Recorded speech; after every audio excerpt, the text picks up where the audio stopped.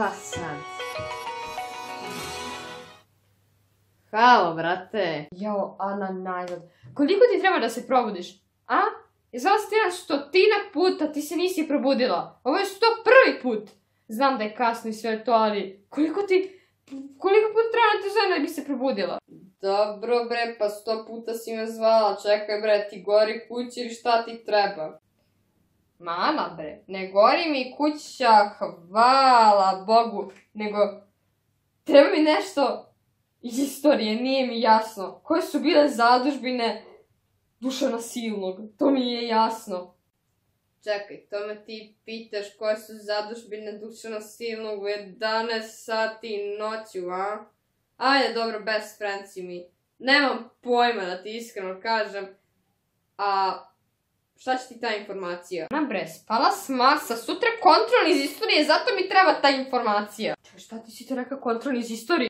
Jo, majku moja, kontrol iz istorije!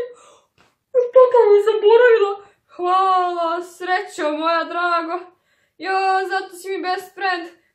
Ljubim te ja u taj tvoj šešir naočare koje sad nosiš. Vidimo se, brate, moram ići. Majku moja, kako je to provalila.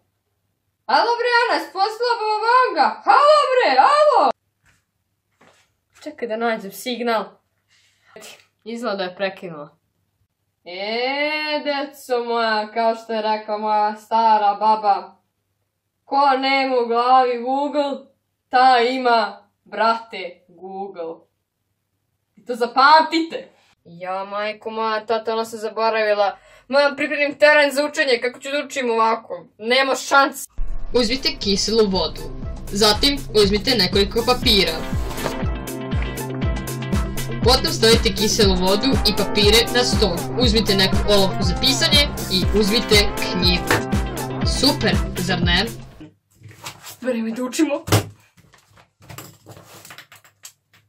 6 sati kasnije. Kako sad idem na čas? Tako da. Evo deco, kontrol iz istorije. Putem mi vidjela. Nikog učenika da je prepisivao. Sreće, brate. Hvala. Moja Ana, lepo sam ti ja rekla. Ko nema u glavi Google, taj, brate, ima Google.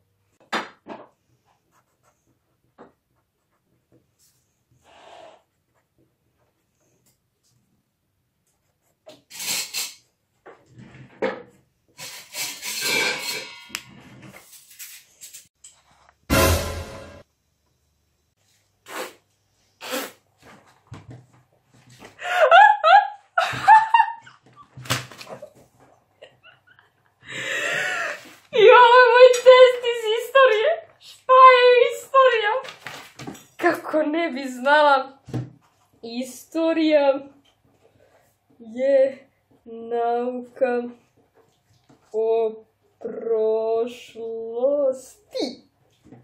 Tačka. Gotov test i ovo je ceo moj test iz istorije.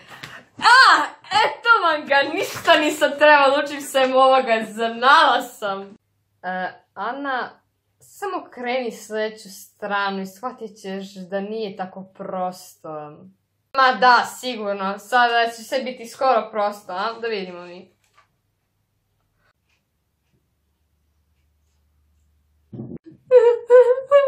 Šta sam ti rekla?